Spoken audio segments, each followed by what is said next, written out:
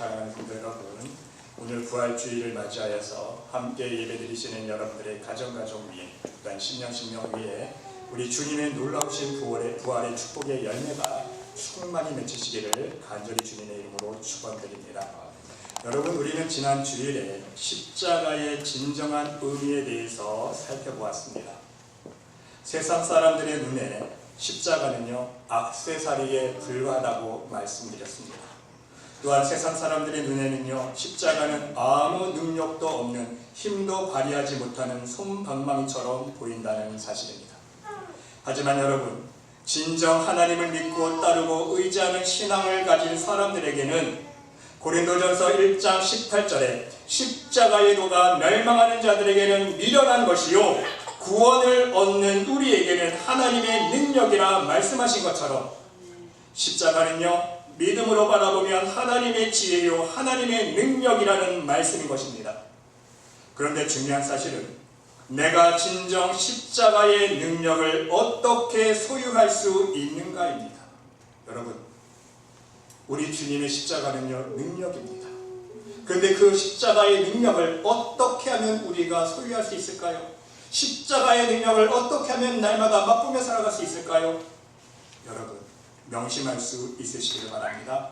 무조건 주여 주여 믿습니다 외친다고 능력 생기는 거 아닙니다. 무조건 열심히 교회 나와서 예배 드린다고, 무조건 열심히 교회 나와서 봉사한다고 능력 생기는 게 아니에요. 무조건 열심히 부르짖고 기도한다고, 무조건 열심히 낸다고 십자가의 능력을 얻을 수 있는 것이 아니라는 사실입니다.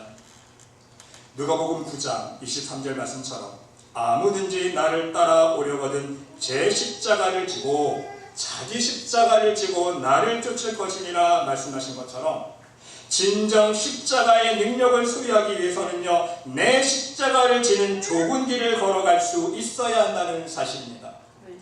어떻게요? 지난주에 말씀드린 것처럼 우편 강도가 진 십자가처럼 자신의 십자가에 달려서 자신의 교만과 욕심을 죽여야 하는 것입니다. 낮아져야 돼. 자아가 깨져야 된다는 사실입니다. 그럴 때에 십자가의 보혈의 능력으로 우리는 더러운 죄악들을 씻고 하나님의 사람으로 새롭게 거듭날 수 있게 되는 것입니다. 그리고 내가 십자가에 죽어진 만큼, 내가 십자가에 나의 교만과 욕심을 못 박은 만큼, 그래서 진정 하나님 보시기에 겸손히 낮아진 만큼 진정한 십자가의 능력을 우리의 삶 속에 드러내며 살아가는 믿음의 사람이 될 수 있다는 사실입니다. 그런데 여러분, 더욱 놀랍고 중요한 사실이 있습니다. 그것은요, 십자가의 사건으로 하나님의 구원 사역이 끝나지 않았다는 것입니다. 예수님이 십자가의 죽으심으로 모든 구원 사역의 사건이 종결된 것이 아니라 우리 예수님께서는요, 십자가에서 죽으신 걸로 끝낸 것이 아니라 어떻게 하셨어요? 부활하셨다는 거예요. 할렐루야입니다. 그렇죠? 십자가에서 죽으신 걸로 끝난 게 아니라요, 우리 예수님은요, 부활하셨어요. 그러면 여러분, 왜 예수님께서 부활하셨습니까? 우리는 그 이유를 분명히 깨달을 수 있어야 합니다. 쉽게 단순히 생각하면 십자가 사건으로 충분하다고 생각할 수 있기 때문입니다. 예수님께서 십자가에 돌아가심으로써 우리 인간의 죄의 문제가 해결되었으면 끝난 것이 아닌가, 이렇게 생각하는 사람들이 있기 때문입니다. 여러분, 창피한 이야기지만요, 제가 한국에서 사역할 때에 목회자들도 이런 생각을 가지고 있더라고요. 사무실에 앉아있는데요, 한배 선배 목사님이 장 목사, 부활에 대해서 어떻게 생각해? 툭 던지면서 예수님께서 십자가 사건으로 끝냈으면 충분하지 않았을까? 왜 부활 사건이 있었을까? 저한테 뜬금없이 질문을 던지는 거예요. 아니 선배님, 그걸 말이라고 묻습니까? 그러면서 한참 토론을 했어요. 여러분, 예수님은요, 반드시 부활해야만 하는 이유가 있다는 사실입니다. 여러분 생각해 보세요. 만일 십자가 사건으로 하나님의 구원 사역이 끝이 났다면 우리의 죄의 문제는 해결될 수 있겠지만 영생의 문제는 해결되지 않는다는 사실을 명심할 수 있으시기를 바랍니다. 예수님이 부활하지 않으시면요, 영생의 문제는 해결되지 않는 거예요. 그러기에 우리는 부활의 진정한 세 가지 의미를, 예수님께서 무엇 때문에 부활하셔야만 했는지 그 이유를 반드시 깨달을 수 있어야 한다는 사실입니다. 오늘은 가장 중요한 세 가지 이유만 함께 말씀으로 나누도록 하겠습니다. 여러분, 첫 번째 이유는요, 예수님께서 부활하셔야 하는 첫 번째 이유는 어둠과 사망의 권세를 이기시고 이 어둠의 세상을 통치하기 위해서입니다. 하나님의 나라를 다시 완성하시기 위해서 우리 예수님은요, 부활하셔야만 했다는 사실입니다. 여러분, 예수님께서 십자가에서 죽으심으로 모든 구원의 역사가 끝이 난다면 그것은 무엇을 의미하는 것입니까? 어둠의 권세가 이겼다는 거예요. 십자가에서 죽은 걸로 끝나면 누구의 승리입니까? 사단의 승리예요. 어둠의 승리로 끝이 난다는 거예요. 여러분, 마태복음 21장에 포도원 주인 농부의 그 비유 나오지 않습니까? 주인의 아들을 죽이고 포도원을 자신의 것으로 만들려고 했던 종의 비유와 똑같습니다. 주인이요, 종들에게 맡기고 떠났어요. 그리고 시간이 지나서 그 열매를 받으려고 종들을 보내지 않습니까? 그런데 이 종들이 어떻게 합니까? 순순히 자기의 수확물을 내놓습니까? 안 내놔요. 종들을 보내니까 하나는 신이 때리고 하나는 죽이고 하나는 돌로 쳤건을 안 주겠다는 신보예요. 안 뺏기겠다는 신보입니다. 주인의 건 내 거라는 거예요. 그래서 또 두 번째 종들을 보내니까 또 그와 같이 했더라. 또 사람들을, 종들을 때리고 죽이고 돌려 칩니다. 이때 어떻게 합니까? 주인이 화가 납니다. 화가 나서 어떻게 합니까? 주인의 포도원의 악한 자들을 진멸합니다. 그 전에 어떤 사건이 있죠? 종들을 보내서 안 되니까 마지막 방법으로 아들을 보냅니다. 그렇죠? 야, 종들을 보내니까 얘네들이 말을 안 듣는구나. 내 아들을 보내면 말 듣겠지. 아들을 본댄다니까 아들 본다는 소식을 듣고 어떡합니까? 이는 상속자니 자 죽이고 그의 유산을 차지하자. 아들을 보낸다니까요. 이제 아들 아예 죽여버리고 몽땅 그 포도를 자기 것으로 만들려고 우리가 차지하자. 그 말을 들은, 소식을 들은 주인이 가만히 있겠습니까? 화가 나서 이 악한 자들을 진멸했다 그랬어요. 여러분, 이것은요, 단순한 비유 차원에서 초월해서 바로 이것이 성령의 역사라는 사실입니다. 구속사예요. 하나님의 구속의 역사입니다. 어떻게 할 수 있습니까, 여러분? 하나님의 구속의 역사가 왜 시작했습니까? 오늘 여러분, 설교를 이해하기 쉽기 위해서 제가 간략하게만 설명드리겠습니다. 하나님께서 왜 천지창조를 하셨나요? 이 질문부터 우리가 풀 수 있어야 됩니다. 하나님께서 심심해서 아무 할 일 없어서 그냥 심심해서 천지창조를 하시고 아무 생각 없이 그냥 하나님의 형상으로 인간을 창조하셔서 하나님을 섬기겠습니까? 그게 아니라는 것이죠. 하나님께서 천지창조한 이유가 있습니다. 목적이 있어요. 하나님께서 하나님의 형상으로 사람을 창조하신 이유가 있습니다. 왜? 심심해서 아니에요. 하나님께서 심심해서 이 세상을 창조하시고 인간을 만드시고 괜히 선악과 만들어서 죄짓게 만드시고 죄지으니까 또 구원해 주신다고 예수님 보내주시고, 어떻게 생각하면요, 하나님 혼자 자작극 아닙니까? 장구치고 북치고 혼자 다 하시는 거예요. 천지 창조하시고 인간 만드시고 죄짓게 만들고 구원하신다고 예수님 보내주시고, 그게 아니라는 것이죠. 여러분, 하나님께서 심심하게 할 일이 없어서 천지 창조를 하신 것이 아니라 목적이 있어요. 어떤 목적? 하나님 나라를 회복하시기 위한 목적. 왜? 천지 창조 이전에 어떤 사건이 있었어요? 사단이, 천사장이, 여러분, 사단은 처음에 어떤 존재였습니까? 여러분들 아시나요? 천사장이었어요. 천사장이 어떻게 했어요? 하나님 보좌를 넘봤습니다. 그렇죠? 하나님 보좌를 넘보고 하나님께 대적했어요. 불순종했습니다. 그 벌로 어둠의 지역으로 세상으로 쫓겨난 거 아닙니까? 그런데 하나님은 계획은 뭐예요? 어둠 권세가 사단이 지배하고 있는 그 어둠의 세상을 하나님은 그대로 내버려 두지 아니하시고 어떤 계획을 세우신 거예요? 그 어둠의 세상을 다시 하나님의 나라로 회복시키시고 확장해 나가시고 결국은 완성하기를 원하셨던 거예요. 그래서 천지 창조하실 때 첫날에 무엇을 창조하셨어요? 빛이 있으라. 왜 빛? 왜 첫날에 빛? 첫 번째 창조물이 빛일까? 어둠의 세상이니까. 하나님은 빛이시라 그랬죠. 하나님의 나라는 어둠이 전혀 없다고 그랬어요. 그림자가 없습니다. 하나님 나라는 빛이에요. 그러니까 사단이 지배하고 있는 그 어둠의 세상을 빛된 나라, 하나님 나라 나라로 회복하시기 위해서 첫날에 빛을 창조하셨어요. 그리고 사단이 하나님 앞에 불순종했잖아요. 그러니까 하나님의 형상으로 인간을 창조하시고 어떻게 했어요? 온전한 순종을 원하셨던 거예요. 왜? 온전한 순종이 있을 때에 하나님 나라를 다시 회복시키시고 확장해 나가시고 결국 완성할 수 있기 때문에. 그런데 여러분, 사단이 그 유혹을, 하나님의 계획을 알았습니다. 안 되겠다. 하나님께서 우리가 지배하고 있는 이 어둠의 세상을 하나님의 나라로 회복하시려고 하는구나. 안 되겠다. 비상에 걸린 거예요. 그래서 하나님께서 이 천지 창조를 하시고 빛을 창조하시고 그 에덴 동산에 아담과 하와를 지으시고 하나님 말씀에 순종하는 삶을 살도록 하셨는데 사단이 어떻게 합니까? 자기가 하나님 앞에 불순종했던 것처럼 똑같이 불순종하게 만들지 않습니까? 범죄하게 만들어요. 하나님을 대적하게 만듭니다. 하나님 말 듣지 않게 만드는 거예요. 쉽게 말하면. 그래서 하나님이 선악과를 두신 거예요. 선악과를 둬서 죄짓게 만드신 게 아니라 선악과를 두신 이유는 무엇인가? 바로 인간에게 필요한 것이 무엇입니까? 하나님의 형상으로 지음받은 인간에게 필요한 것은 오직 순종이에요. 99% 순종이 아니라 완전한 100% 순종이 있을 때에 왜? 사단이 하나님 앞에 불순종했잖아요. 그래서 천사장이 불순종해서 사단이 됐잖아요. 하나님의 나라를 회복하기 위해서는요, 하나님의 형상으로 지음받은 인간이 하나님 앞에 온전한 순종이 필요했기 때문에 하나님은요, 선악과를 두시고 얘들이 순종하나 안 하나 이거를 보신 거예요. 온전한 순종의 삶을 살기를 원하셨던 것입니다. 근데 사단이 유혹하잖아요. 그렇죠? 자, 선악과 봐봐. 먹음직스럽지? 보암직스럽지? 지혜롭게 하는지? 너 따먹어도 돼.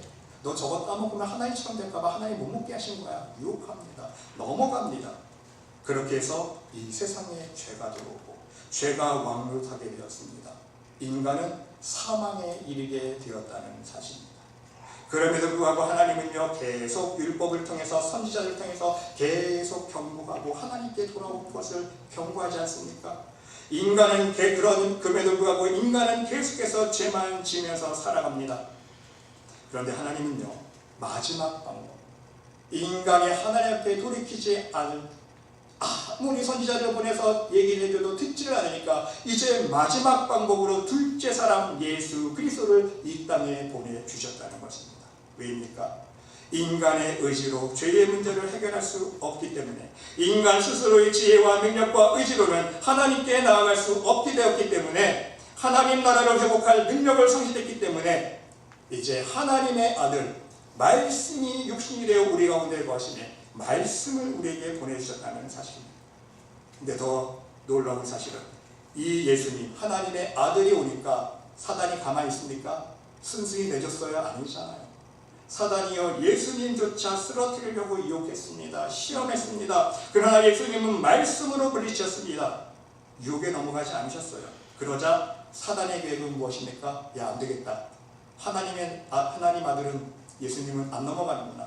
첫사람 아담과 하와는 내가 유혹했을 때 넘어갔는데, 야, 하나님의 아들은 안 넘어갔네? 어떻게 합니까? 죽여버리죠. 그래서 사단의 계략 아래서 예수님을 죽일 계략들이 펼쳐지지 않습니까? 그래서 십자가 사형으로 대제사장들과 바리새인들을 선정합니다. 선동해서 십자가의 사형을 몰아가요. 그리고 사단이 유다의 마음속에 들어가지 않습니까? 말씀 읽어보세요. 사단이 유다의 마음속에 들어가니라 그래요. 사단이 유다의 마음속에 들어가서 예수님을 팔아 넘기도록 사단이 역사했다는 사실입니다. 결국 어둠이 계획한 대로 모든 일들이 진행되었고 예수님께서는 십자가 위에 죽으셨습니다. 여러분, 이때 어둠의 세력은 승리한 줄 생각했을 것입니다. 예수님께서 십자가에 죽으시자 옆에서 박수치고 난리 났을 거예요. 세상으로 말하면 샴페인 터뜨리고 축제를 벌였을 거예요. 파티를 벌였을 거예요. 근데 위에서 하나님이 바라보시면서, 야, 너희들 뭐하냐? 너희들 그 세상, 어둠의 세상을 너희들이 영원히 지배하려고 내 아들 죽였니? 너희 내 아들 죽였니? 너희가 내 아들을 죽였지만 나는 다시 살리리라. 이것이 하나님의 계획입니다. 너희들 내 아들 죽였지? 끝난 줄 알지? 영적인 의미에서 너희가 이긴 줄 착각하지 마. 너희가 죽였지만 나는 내 아들을 살리겠다 이거예요. 그래서 예수님께서 3일 만에 부활하신 것입니다. 할렐루야 아닙니까? 세상적으로 말하면요, 9회 말 투아웃 상황에서 역전의 말로 홈런을 하나님께서 연출하셨다는 거예요. 얼마나 멋진 역전극입니까? 사단은 하나님의 아들을 죽였는데 이 공중 권세를 영원히 자기의 세상으로 만들기 위해서, 자기가 지배하기 위해서 하나님의 아들을 죽였는데, 그래서 자기가 승리할 줄 알았는데 하나님은 역전시키신 거예요. 너희가 죽였냐? 나는 살린다. 여러분, 이렇게 예수님께서 부활하셔야 했던 가장 근본적인 이유는 무엇입니까? 바로 어둠과 사망의 권세가 지배하고 있는 이 어둠의 세상을 다시 하나님의 나라로 회복시키시고 완성하시기 위해서라는 사실입니다. 결국 예수님은요, 하나님의 능력으로 세상의 어둠 권세를 이기시고 마지막 날 재림을 통해 사단의 권세를 심판하시고 이 어둠의 세상을 하나님 나라로 완성하실 것이라는 사실입니다. 이것이 바로 예수님께서 부활하신 이유예요. 그래서 여러분, 성경의 주제는 무엇입니까? 한 단어로 하나님 나라예요. 그렇죠?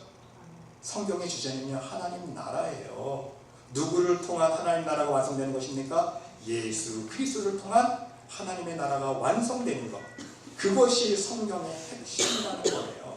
예수님 믿으면 축복받는다, 이것이 성경의 핵심이 아니에요. 착각하지 마세요. 여러분 아셨죠? 바로 하나님 나라의 완성을 위해서 우리 예수님이 부활하셔야겠다. 여러분 기억할 수 있으시기 바랍니다. 그리고 두 번째 이유는요, 예수님께서 부활하신 이유는 우리들에게 영생의 축복을 주시기 위해서입니다. 여러분, 하나님은 본래 사람을 영원히 살 수 있는 존재로 생명으로 창조해 주셨습니다. 그러나 인간의 불순종과 죄로 말미암아 인간은 사망의 몸이 되어버렸습니다. 육체는 살아있지만 영은 하나님 보시기에 죽은 존재가 되어버렸다는 사실입니다. 그래서 창세기 6장 2절 말씀처럼 여호와께서 이르시되 나의 영이 영원히 사람과 함께 아니하리니, 나의 영이, 하나님의 영이, 바로 성령이 사람과 함께 아니는 거야. 하나님의 영이 떠났다는 얘기 아닙니까? 떠나니까 어떤 존재가 돼요? 이는 그들이 육신이 됩니다.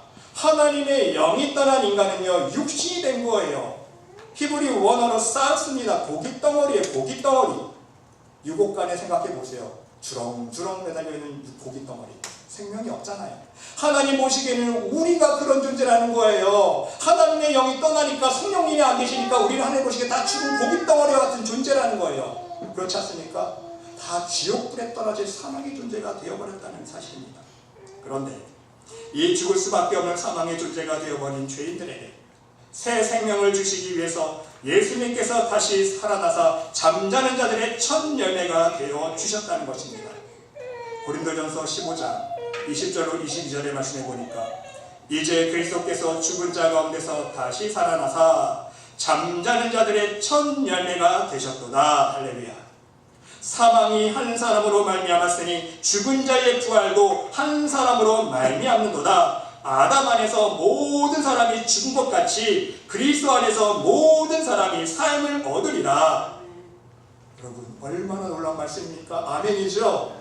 아담 때문에 모든 사람이 사망에 이르렀는데 누구 한 사람 때문에? 우리 예수님 한 사람 때문에, 예수님께서 부활하셨기 때문에 새 생명을 얻었기 때문에, 지옥까지 가셨다가 부활하셨기 때문에 그 예수님을 믿는 사람이 모든 영생의 축복을 얻을 수 있다는 말씀인 거예요. 그러면 여러분, 예수님은 태초부터 역사하셨던 하나님의 말씀이요, 생명의 빛이시기 때문에, 또한 어둠과 사망 권세를 이기시고 사망의 문제를 해결해 주셨기 때문에, 죽음의 문제를 해결하셨기 때문에, 다시 부활하셨기 때문에 이제 예수 그리스도를 구주로 믿고 고백하는 모든 사람들은 영원히 죽지 아니하고 영생을 누릴 수 있는 하나님 나라 백성이 될 수 있게 되었다는 말씀인 것입니다. 그 축복을 우리가 누리고 있는 거 아닙니까? 저와 여러분, 진정한 믿음이 있다면. 그렇죠? 그래서 예수님께서 부활하신 이유는요, 두 번째 이유는 우리의 영생의 축복을 위해서 부활하셨다 말씀을 드립니다. 마지막 세 번째로 예수님께서 부활하신 이유는요, 예수님을 믿는 하나님의 자녀들에게 이 세상에 사는 동안 부활의 축복의 열매를 주시기 위함입니다. 여러분, 인간이 죄를 범하고 에덴 동산에 쫓겨난 이후에 이제 하나님의 축복까지 단절되지 않았습니까? 에덴 동산에는 먹고 살 걱정 안 해도 됐잖아요. 근데 그 벌로 쫓겨나니까 이제 땀을 흘려서 수고해서 농산물을, 땅의 소산물을 수고해서 먹고 살아야 될 존재가 돼. 평생 먹고 사는 근심 걱정을 해야 되는 게 우리의 인생의 문제라는 거예요. 그런데 여러분, 정말 감사한 것은 우리 예수님께서 부활하신 이후에는요, 그 예수님을 믿는, 부활의 예수님을 믿는 사람들에게 영원한 부활의 축복이 아니라 이 땅에 사는 동안도 예수님의 부활의 열매를 맛보게 하기 위해서 예수님께서 부활해 주셨다는 거예요. 두 가지 열매인데요. 첫 번째 1차적인 열매는요, 바로 하나님의 성품을 회복할 수 있는 부활의 열매. 예수님의 성품, 예수님을 닮아갈 수 있는 부활의 열매를 우리에게 주시기 위해서 예수님이 부활하셨다는 거예요. 여러분, 교만한 사람이 겸손하게 부활할 수 있는 거예요. 우리 예수님 믿으면.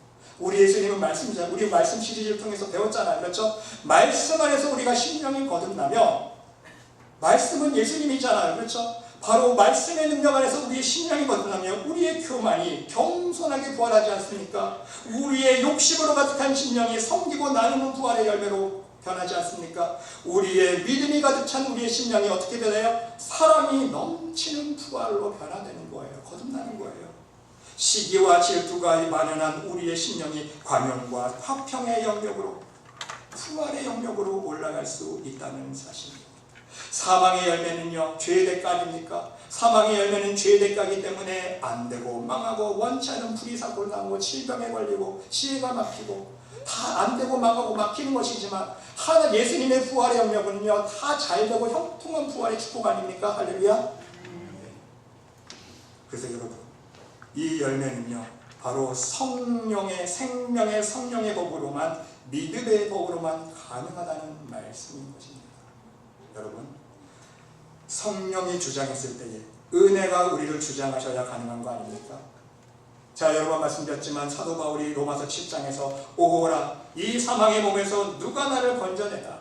나는 선을 행하고 싶지만, 나는 하나님 말씀에 순종하는 삶을 살고 있지만 왜 안 돼요? 내 안에서 악한 게 자꾸 올라오니까, 나는 선을 행하고 싶지만 내 마음속에서 자꾸 악한 것이 올라오고, 교만이 올라오고, 시기가 올라오고, 미움이 올라오고, 그러니까 나는 하나님 말씀대로 살고 싶지만에도 불구하고 그게 안 되는 거예요. 그러니까 애통해하잖아요. 오호라, 이 사망의 몸에서 누가 나를 건져낼까? 애통하면서 사도 바울이 해결점을 찾습니다. 8장으로 넘어가면서 어떻게 해결점 찾아요? 생명의 성령의 법으로 해방되었다 선포를 합니다. 생명의 성령의 법이라는 뭐예요? 인간의 힘으로는 안 되는 거예요. 그렇죠? 인간의 지혜와 인간의 의지로는요, 내 능력으로는요, 율법의 요구를 이룰 수 없다고 고백하잖아요. 율법의 요구가 뭐예요? 하나님 사랑, 이웃 사랑이잖아요. 하나님의 계명을 이룰 수 없어요. 죽었다 깨어나도 안 돼요. 우리는 계속 교만과 욕심 가운데 살아갈 수밖에 없는 존재인데, 할 수 없는데, 생명의 성령의 법이라는 것은 바로 성령이 나를 주장하고, 영으로서 율법의 요구를 이루게 하나니, 바로 성령이 나를 주장하시고 하나님의 은혜가 나를 주장하면 내가 하는 게 아니에요. 저절로 교만한 사람이 겸손하게 되고, 그렇죠? 저절로 욕심 많던 사람이 욕심이 없어지고, 미움이 많던 사람이 저절로 미움이 없어지고, 사랑이 많아지고, 할렐루야. 그렇죠? 그게 바로 생명의 성령의 법이에요. 나는 할 수 없는데 성령님께서 나를 주장하시고 하나님의 은혜가 주장하니까 이 문제가, 죄의 문제가 당연히 해결되는 거 아닙니까? 그래서 몸의 행실을 죽이는 삶이 가능해지는 거예요. 영으로서 몸의 행실을 죽이면 살리니 고백하잖아요, 사도 바울이. 그렇죠? 나는 할 수 없는데 뭐로써? 영으로서. 성령님께서 나를 주장하시니까 내가 내 몸의 행실, 내 교만과 욕심을 죽일 수 있군요. 하나님 감사합니다. 그 비밀을 깨닫는 거예요, 사도 바울은. 그러니까 어떻게 됩니까, 여러분? 우리 삶 속에서 2차적인 열매가 맺혀지기 시작하는 거예요. 1차적인 영적인 열매가 부활하기 시작하니까, 심령이 거듭나기 시작하니까 2차적인 열매가 맺히기 시작하는데, 어떤 열매예요? 지혜가 없던 자에게 지혜가 생겨요. 할렐루야. 공부 못하는 애가 은혜 받으니까 공부를 잘하잖아요. 제가 나중에 엄청난 간증 하나 할 때 있습니다. 하나님의 지혜 주시니까요, 꼴찌하는 애가 1등 하더라고요. 할렐루야. 거짓말 아니에요. 그렇죠? 꼴찌하던 내가 지혜 주신, 하나님이 지혜 주시니까 지혜 얻으시니까 1등 하더라고요. 이게 바로 부활의 열매 아닙니까? 건강하지 못한 사람이 하나님 은혜 주시니까 건강이 회복되어지고, 맨날 안 되고 망하던 사람이 하나님의 은혜 베풀어 주니까 부활의 열매로 올라가니까 잘 되고 축복이 넘치고, 가난한 사람이 부한 사람으로 축복의 사람으로 변화되고, 미움이 많던 사람이 사랑받고, 맨날 미움받던 사람이, 그렇죠? 어디 가면 맨날 미움받고 천리 멸시 받던 사람이 하나님의 은혜 받으니까 이제는 사람들한테 사랑받고 인정받는 사람으로 변화되고, 이것이 바로 부활의 열매라는 거예요. 말씀 그대로 내 영혼이 잘됨 같이 네가 범사에 잘되고 강건하길 내가 강구하노라. 기억하시죠 여러분? 이게 바로 부활의 열매의 법칙인 거예요. 1차적인 부활이 일어나니까, 내 영혼이 잘됨 같이 1차적인 부활의 열매가 일어나니까 2차적인 열매, 바로 내가 범사에 잘되고 강건해진 축복이 임한다는 말씀인 거죠. 결국 여러분, 예수님이 부활하셔야 했던 첫 번째 이유는 하나님 편에서 하나님 나라를 회복하고 하나님 나라를 확장하고 하나님 나라를 완성하시기 위해서 하시는 사역인 거예요. 이해가 되시죠? 그리고 두 번째, 세 번째 이유는요, 하나님께서 우리를 사랑해 주셔서 우리 인간 편에서, 사람 편에서 무엇을 주신 거예요? 영생의 축복을 주시고, 더 나아가서 우리에게 부활의 열매, 1차적인 부활의 열매, 2차적인 부활의 열매를 주시겠어요. 먼저 심령이 거듭나는 부활의 축복을 주셔서, 심령이 거듭나니까 우리의 삶 속에 어떤 열매가 맺어요?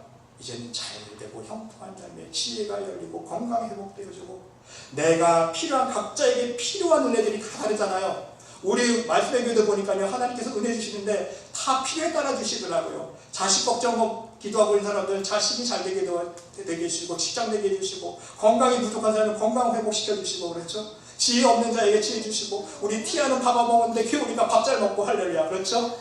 영심이가 끄덕끄덕거리잖아요.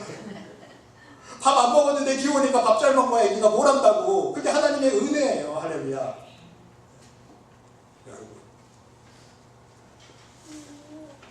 여기서 우리가 깨달아야 될 중요한 한 가지 키포인트가 있습니다. 그것은요, 부활의 전제 조건입니다. 주님이 주시는 새 생명과 부활의 열매에 동참하기 위해서 우리가 실천해야 하는 한 가지 조건 하나가 있다는 사실입니다. 그것이 무엇이냐면 바로 십자가 사건입니다. 주님께서 우리에게 영생을 주시기 위해서 십자가를 지셨듯이 우리도 주님을 믿을 때에 주님의 십자가에 동참할 수 있어야 한다는 사실입니다. 그래서 주님은 너희가 나를 따르려거든 자기를 부인하고 자기 십자가를 지고 따르라고 말씀하셨던 것입니다. 로마서 6장 4절로 5절 말씀에서 그러므로 우리가 그의 죽으심과 합하여 세례를 받음으로 그와 함께 장사되었나니, 이는 우리가 예수님과 함께 죽으심에 합하여 세례받고 그와 함께 장사되어지는, 쉽게 말하면 십자가에 못 박혀 우리가 죽어져야 되는 이유가 무엇입니까? 그 이유는 아버지의 영광으로 말미암아 그리스도를 죽은 자 가운데서 살리심과 같이 우리로 또한 새 생명 가운데서 행하게 하려 함이라. 할렐루야. 이유가 분명하죠. 죽어야 새 생명 가운데로 우리가 살아갈 수 있기 때문에, 참된 믿음의 자로 살아갈 수 있기 때문에, 만일 우리가 그의 죽으심과 같은 모양으로 연합한 자가 되었으면 또한 그와 그의 부활과 같은 모양으로 연합한 자도 되리라. 여러분, 예수님과 같이 부활에 연합한 자가 되리라 그랬어요. 그렇죠? 그렇게 되려면 조건이 있죠. 뭐뭐하면이에요. 그 조건이 뭐예요? 그의 죽으심과 같은 모양으로 연합한 자가 되었으면, 누가? 우리, 내가 바로 예수님처럼 십자가에 못 박히는 십자가에 연합한 삶을 살았으면, 과거형이에요. 그렇게 살았을 때 이 조건이 이루어지면 어떤 역사가 일어나요? 그의 부활과 같은 모양으로 연합한 자도 되리라. 할렐루야. 이해가 되시죠? 부활의 축복은요, 부활의 열매는요, 그냥 떨어지는 게 아니에요. 십자가에 죽어져야 된다는 거예요, 여러분. 그렇습니다. 여러분, 부활의 열매를 맺기 위해서는요, 우리도 먼저 십자가 사건에 연합할 수 있어야 한다는 사실입니다. 그래야 부활에 연합한 열매를 맺을 수 있기 때문인 것입니다. 입술로 찬양만 사셨네 사셨네 우리 예수님 다시 사셨네 외치고 기뻐할 문제가 아니라는 거예요. 하나님께 예수님 부활하셨으니까 이제 예수님 부활의 축복을 나에게 빨리 좀 주세요. 내일 좀 달리게 해주시고 나에게 지혜 주시고 건강도 주시고 축복 좀 달라고 이렇게 땡깡만 부릴 게 아니라는 것입니다. 중요한 사실은 무엇입니까? 먼저 예수님의 부활의 열매, 부활의 축복을 내가 맛보기 위해서 어떻게 돼요? 내가 먼저 십자가에 못 박는 삶을 살아야 된다는 거예요. 내가 먼저 십자가에 못 박는 삶을 살아갈 때에 하나님께서 그 십자가를 진정 믿는 자에게 부활의 영광을 허락해 주시고 부활의 역사를 체험케 해주시고 부활의 열매들을 축복들을 허락해 주신다는 사실입니다. 여러분, 예수님 보세요. 예수님께서 왜 하나님 보좌 우편까지 올라가셨습니까? 하나님께서 높여주셨습니까? 예수님께서는요, 십자가에 죽기까지 복종하셨다는 거예요. 빌립보서 2장 말씀처럼. 그는 근본 하나님과 본체 신앙을 했잖아요. 하나님과 본체 신앙, 하나님과 동등됨을 취할 것으로 여기지 아니하시고 어떻게 하셨어요? 자기를 비워 종의 형체를 가져 사람의 모양으로 나타나셨다 그랬어요. 그래서 사람의 모양으로 자기를 낮추시고 죽기까지 복종하셨어요. 십자가에 죽으신 거예요. 자기를 완전히 내려놓으신 거예요. 자기의 생각, 고집, 경험, 자기 자아 0.11%라도 나와 있었다면요, 십자가에 죽기까지 복종할 수가 없는 거예요. 완전히 죽으셨기 때문에 하나님 말씀에, 아버지 말씀에 복종, 순종할 수 있었던 거예요. 예수님도 오죽 하기 싫었으면 아버지 제발 이 잠 좀 나에게 이 잔을 좀 치워주시면 안 돼요? 하나님, 아버지 할 수만 있으면 이 잠 좀 안 받게 해주세요. 간절히 기도하지 않습니까? 하지만 이것이 아버지의 뜻이거든요. 아버지 본대로 되기를 원하나이다. 바로 예수님께서 눈물을 흘리면서 피눈물을 흘리면서 기도하지 않습니까? 예수님도 인간인지시라 십자가 지시고 싶으셨겠어요? 절대로 지기 싫죠. 여러분, 십자가 지고 싶으시겠어요? 남의 죄 때문에? 지기 싫지만 그것이 아버지의 뜻이기 때문에, 그것이 하나님의 나라를 이루는 것을 알기 때문에 자기를 다 포기하시고 십자가에 죽으시니까 하나님께서 어떻게 하십니까? 하늘에 있는 자들과 땅에 있는 자들과 땅 아래에 있는 자들로 모든 무릎을 예수의 이름 앞에 꿇게 하셨다 그랬어요. 할렐루야. 그리고 하나님 보좌 우편으로 하나님께서 올려주십니다. 여러분, 우리도 똑같아요. 우리도요, 십자가에 죽는 순종의 삶을 살 때 하나님께서 부활의 영역으로, 부활의 열매로, 부활의 축복으로 인도해 주신다는 사실입니다. 하나님은요, 자신을 낮추는 자를 높여주신다 했어요. 높이고자 하는 자를 낮추신다 했어요. 이것이 바로 하나님의 원리이기 때문인 것입니다. 여러분, 진정 여러분은 부활을 믿으십니까? 여러분, 진정 예수님의 부활을 믿고 계십니까? 이것이 중요합니다. 오늘 본문 말씀해 보니까요, 예수님의 제자들조차도 부활의 소식을 듣자마자 믿었어요. 11절 말씀 보세요. 다시 한번. 오늘 보면 11절. 사도들은 그들의 말이 허탄한 듯이 믿었다? 아니에요.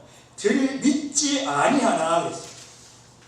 예수님의 부활을 체험한 사람들이, 목격한 사람들이 와서 간증할 때에 그 말을 믿지 않았다는 거예요.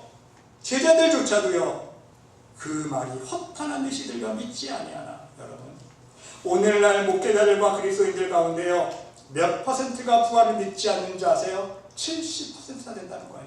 퍼센트가 중요한 것이 아니라 그만큼 교회에 나와서 하나님 믿는다는 사람들이, 목회자라는 사람들이, 설교단에서 하나님의 말씀을 증거하고 있는 사람들이 부활을 믿지 않아요. 그게 문제인 거예요. 부활도 믿지 않으면서 하나님 증거하면 그게 복음의 능력이 나갑니까? 다 지옥으로 데려가는 거예요. 소경이 소경으로 데려가고 지옥에 가는 거예요.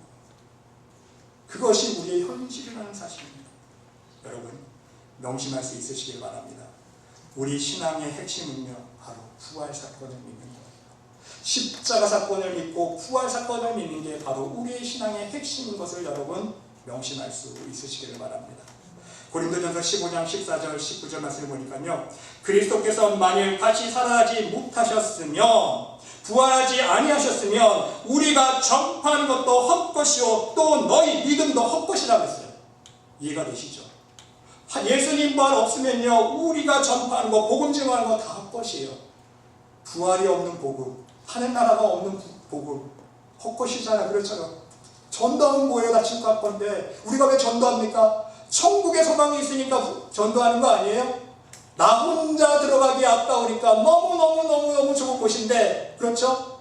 그 하나님 나라에 나 혼자 들어가기 너무 아까우니까 그 하나님의 나라가 얼마나 좋은 곳인데, 그 하나님 나라 같이 내려가려고 우리 전도하는 거 아니에요? 솔직히 쉽게 말씀드리면. 그런데 여러분, 예수님의 부활이 없으면 우리가 전파하는 것도 헛것이고 우리의 믿음도 헛것이래요. 더 나아가서 예수 그리스도께서 다시 살아난 일이 없으면 너희 믿음도 헛되고 너희가 여전히 죄 가운데 있을 것이요 그랬어요. 예수님의 부활이 없으면 우리가 여전히 죄인이라는 거예요. 왜? 예수님께서 부활하셨다는 것은 무엇을 증명하는 것입니까? 바로 사망 권세에서 승리하셨다는 거예요. 그러니까 바로 예수님의 부활이 없으니까 사망 권세에 패했다는 얘기인데, 그러면 우리는 여전히 죄 가운데 사망 가운데 있을 수밖에 없다는 말씀 아닙니까? 또한 그리스도 안에서 잠자는 자도 망하였으리니 만일 그리스도 안에서 우리가 바라는 것이 다만 이 세상의 삶뿐이면 모든 사람 가운데 더욱 불쌍한 자이다. 누가 불쌍한 자예요? 예수님의 부활이 없이, 그 소망 없이 이 세상을 살아가게 되면 우리가 모든 사람 가운데 가장 불쌍한 사람이 된다는 말씀입니다. 중요한 사실은요, 이 예수님의 십자가를 믿고 부활을 진정 믿는 믿음은 내가 가지고 싶다고 가질 수 있는 것이 아니라는 것입니다. 명심하세요. 내 능력으로 소유할 수 있는 것이 아니라는 거예요. 오직 하나님 말씀 안에서 성령의 인도하심으로 우리의 영의 눈이 열리고 마음의 문이 열려야 가능할 수 있다는 것입니다.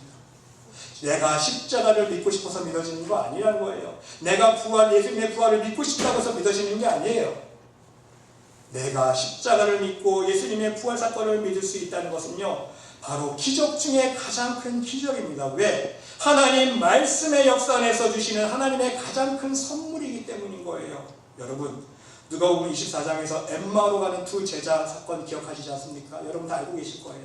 그런데 이 제자들이요, 언제 예수님을 알아보게 됩니까? 예수님과 하루 종일 동행하면서 말씀을 나누는데 전혀 이분이, 자기가 같이 하고 있는 이 사람이 예수님인 걸 못 알아봐요. 근데 저녁에 예수님과 떡을 나눌 때에 그들과 함께 음식 잡수실 때에 떡을 가지사 축사하시고 떼어 그들에게 주시니, 예수님께서 떼어주신 떡을 받아 먹을 때에 그들의 눈이 밝아져 그인 줄 알아보더니, 무슨 말씀입니까? 예수님께서 기도하시고 떡을 떼어주신 떡은요, 그냥 떡이 아니에요. 여러분, 하나님의 말씀, 우리가 빛에 대해서 우리가 함께 나눴을 때에 사도 바울이 가지고 있었던 앞치마와 손수건에서 능력이 일어났는데 왜 그런 역사가 일어났다고 설명드렸습니까? 앞치마나 손수건에 능력이 있는 게 아니잖아요. 사도 바울이 성령의 사람이잖아요. 그렇죠? 바로 사도 바울이 빛된 사람이기 때문에 빛된 사람이 가지고 있던 물건에 그 빛이 같이 스며들어 있는 거 아닙니까? 예수님이 축복 기도해주시고 떡을 떼어줬다는 얘기는요, 예수님은 엄청난 빛이지 않습니까? 나는 빛이라 그랬어요. 이 세상의 빛이야. 예수님의 빛이 그 떡 안에 들어가 있는 거예요. 그 떡을 받아 먹으니까 그제서야 눈이 밝아져 예수님을 알아보게 되었다는 거예요. 바로 우리에게 적용해 보면요, 우리는요, 죽었다 깨어나도 말씀을 깨달을 수 없고요, 하나님에 대한 살아계심과 예수 그리스도께서 하나님의 아들인 것을 우리는 믿을 수가 없어요. 어떨 때 믿어집니까? 하나님의 말씀이 우리 가운데 역사가 일어날 때, 역사. 할렐루야. 여러분, 11 제자들에게도 마찬가지입니다. 예수님께서 11 제자들에게 나타나셨을 때에 11 제자들이 어떻게 생각합니까? 예수님의 부활 믿지 못해요. 야, 귀신인가 보다, 이거 영인가 보다, 영으로 생각했을 때에 예수님께서 책망하십니다. 어찌하여 너희가 두려워하며 어찌하여 마음에 의심하느냐? 내가 실제로 몸으로 부활하는데 너희는 왜 그걸 믿지 못하고 왜 날 귀신 취급하느냐, 이거예요. 그러면서 예수님께서 하나님의 말씀을 설명해 주면서 이에 그들의 마음을 열어 성령을 깨닫게 하시고 말씀하고 있어요. 도저히 깨닫지 못하니까 누가 하신 거예요? 예수님께서 그들의 마음을 열어주셨다 그랬어요. 무슨 뜻입니까? 말씀의 역사가 일어나니까, 마음이 문이 열리니까 깨달음이 성령님께서 주장하십니다.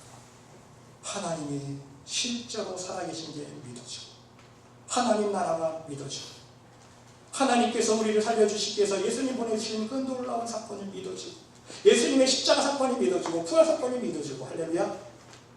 인간의 생각으로는 안 믿어져요. 그렇잖아요.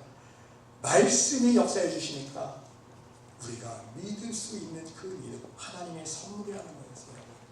내가 믿은 게 아니에요. 하나님의 선물인 줄 믿으시기 바랍니다. 그것이 놀라운 하나님의 축복의 선물이기 때문인 것입니다.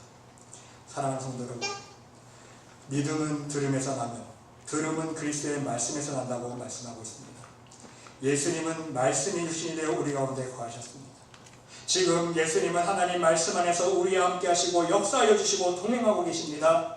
부디 우리 하나님의 말씀의 능력 안에서 예수 그리스도의 십자가 사건을 바로 깨닫고 여러분의 닫힌 영의 눈이 열려지고 마음의 문이 활짝 열려져서 여러분의 삶 속에 부활의 생명과 부활의 열매들을 풍성히 누릴 수 있으시기를 바랍니다. 고난 주간만 십자가를 생각하는 것이 아니라 부활절에만 부활의 열매를 소망하는 것이 아니라 여러분들의 매일매일 삶 속에서 매 순간마다 십자가의 삶을 살아가시면서 매 순간마다 역사하시는 주님의 부활의 열매를 풍성히 받아들이며 체험해 나갈 수 있는 여러분 모두가 될 수 있으시기를 간절히 주님의 이름으로 축원드립니다. 기도합시다. 하나님,